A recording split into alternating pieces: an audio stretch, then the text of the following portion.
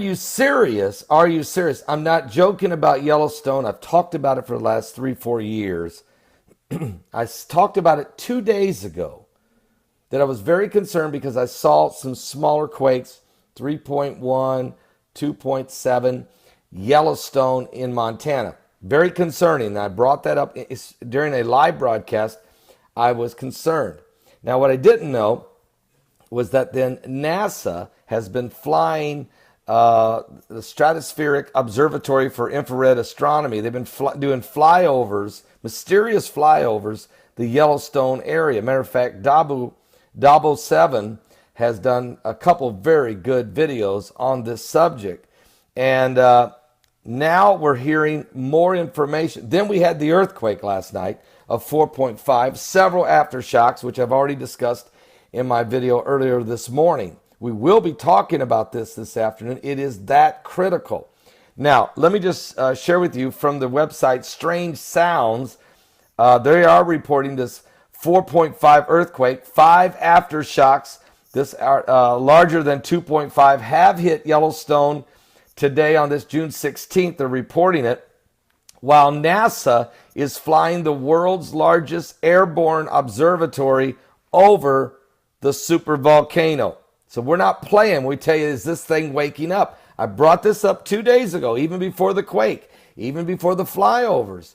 Just because I've been watching earthquakes now every day for over 7 years and reporting on this YouTube channel. You guys remember when I did the 188-day earthquake cycle, where every 188th day we had a major quake that hit exactly on the 188th day, 7 times.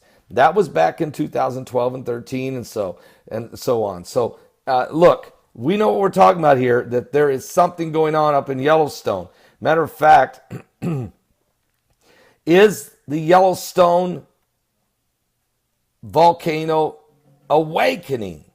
Well, the mysterious flyovers by the SOFIA over Yellowstone. Currently, NASA puts their Stratospheric Observatory for Infrared Astronomy, the world's largest, most sensitive airborne observatory every day in the air. And if NASA puts this in the air, it's important, folks. They don't do this every day. And when they do, the bird of prey doesn't go hunting unless there's something to hunt. They're watching something. You can bet on that. And that's the truth. Matter of fact, this is it has a 8.2 foot diameter infrared telescope, makes it possible to make scientific observations that are impossible for even the largest and highest of Earth-based telescopes to see. Already 4 days during the sunrise and sunset, NASA has been monitoring the sun, but yesterday they turned their lenses toward Yellowstone National Park. Remember, the massive lake of molten carbon, the size of Mexico. What? That is, are you seriously telling me that's the size of this thing? And it is, and it's under Yellowstone. That's why I tell you, if this thing was to erupt, literally erupt, it is cataclysmic for the Western Hemisphere.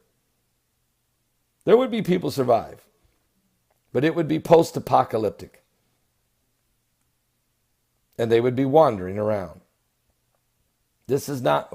So when you read the Bible talks about great earthquakes on the planet. Tremendous famines. Disease, plagues, pestilences of a biblical proportion. Chaos, confusion, sorrows, great pain. A supervolcano eruption would cause just that. Death would be beyond comprehension. So what I'm trying to share with you is, if somebody's watching, if you're saved, you have none of the fear. So we're talking here, wrath of God. If you're not saved, this is the volatility of this world you live in. Very volatile. Very dangerous. Perilous times even, Paul said. So we're really going to pay close attention to this. I'll be talking about today on my live broadcast. Rabbi Stephen Ben-Nun will be my guest. We got to talk about Russia. Did Russia kill al-Baghdadi? What about the peace agreement process has begun now? They've announced it. What's going on with the Middle East, Israel, the Palestinians? What about North Korea? All of these subjects will be discussed. Look at biblical prophecy as it relates to these issues today on the coming apocalypse.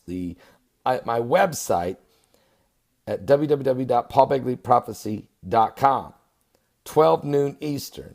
Are you serious? It's getting very serious. Give your life to Jesus Christ, okay? Start walking in the peace. Start walking in the power. Start walking in the blessing and the love of God. Lay your head on your pillow at night and know that you're in the arms of Jesus and that, everything's going to work out. He's coming. He is coming. And it's way sooner than you can ever imagine. Anybody notice the sun's way off? It's right here, and it's supposed to be right here. And it's like 30 degrees off. Okay, I'm noticing this. I thought it was on the camera, but it's not on the camera. There's something sitting right there. Watch what happens. See, the clouds are in front of it, so it's not a lens, blot, or whatever. I don't know what it is, but help. We're going to look at the Keanu West camera. This is brought out obviously in that little clip in the beginning, but check out this, and I got it just in time to actually show what's going on at the same time. So we've got this dark circle up in here. Now what's different about this, guys, is that there's, usually when we see that orb in the sky, it still could be some kind of a refraction or some kind of a reflection. This particular situation, though, is not a reflection or a refraction. This is actually a dark object, outside of our Earth. And you can see that dark spot up there, and you're going to say, well, this is what the spot looks like when it's clear. You're going to say, well, I don't know, Steve, you know what I mean? That doesn't look too convincing to me. Well, I've been looking at this stuff for a long time, and it's super convincing to me. You don't get dark circles in the sky, guys, by themselves, just out of nowhere. You know what I mean? So there you go. It's getting closer, man. Join WSO Live. Be part of our community, man. Don't miss out. If you got problems paying for it, give me a call or send me an email. I'll help you out with it. Thanks. All right, so here's Sechi. You go to the stereo SCC NASCOM blah, blah, blah, and you can go and pull these up yourself if you want to. This is a remarkable set of images, something I haven't seen before, so let's go ahead and get started here. Start. Okay, faster. Okay, this is from the last couple of days. We'll come back to this in a second. Oh, I have it in reverse. No wonder. There we go. So here we are. What the hell is that? What is that? What is that, everybody? All right, so this is the beginning of the month when we were looking at these objects.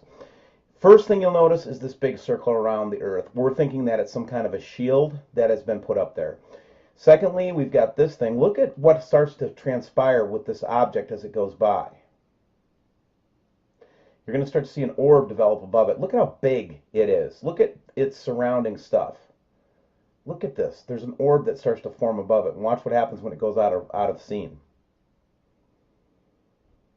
Here's, boom, got a little jet there. But what is this? I've never seen this level of cloudiness. Is this the debris field? Is this what the debris field of, what is that? What is that? What is that? What is that? All right, let's slow it down now. Stop it. Reverse it. Yeah, I'm a little squirrely today. Got a lot of energy. Feeling great. But anyway, here's the last few days that we haven't seen very clearly. And look at this. It's like this. Is this the debris field behind Nibiru and the system? Are these different objects in here? What is this? Okay?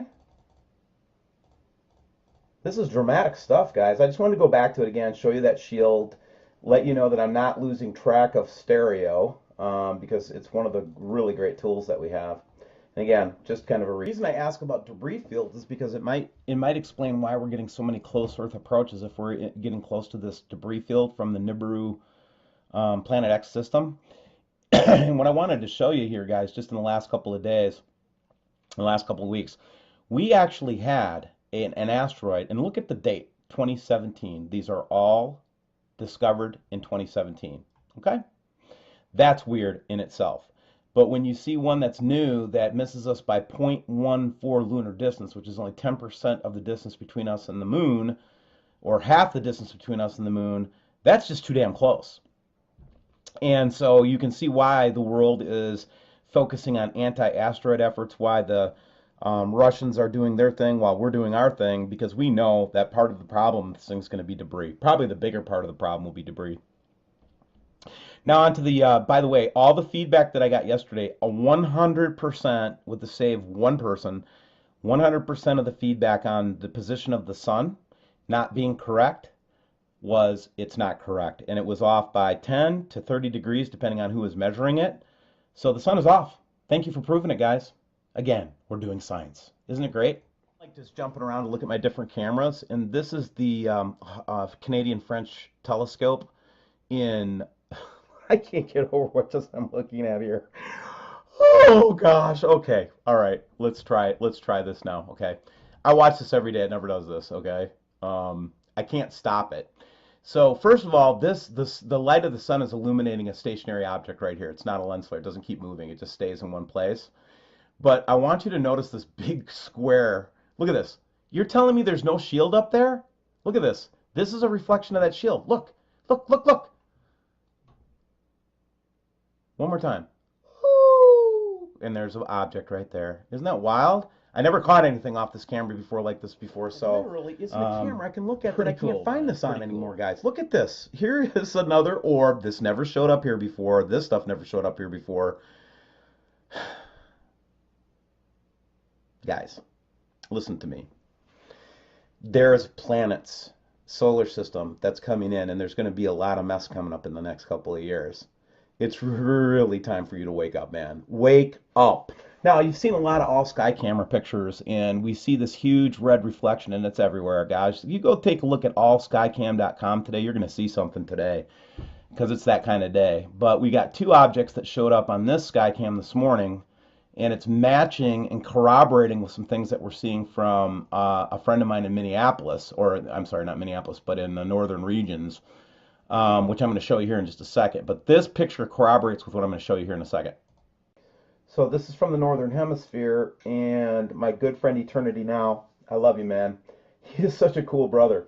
Anyway, he watches the sky every day. He never really gets to see anything up there, it seems like. And then yesterday, oh my God, he saw a couple of things around the sun, much clearer to see with your naked eye, but he actually, I believe, caught several objects up there. That's my belief. You don't have to believe it. I don't care if you believe it. Eternity Now and I saw it, and we believe it.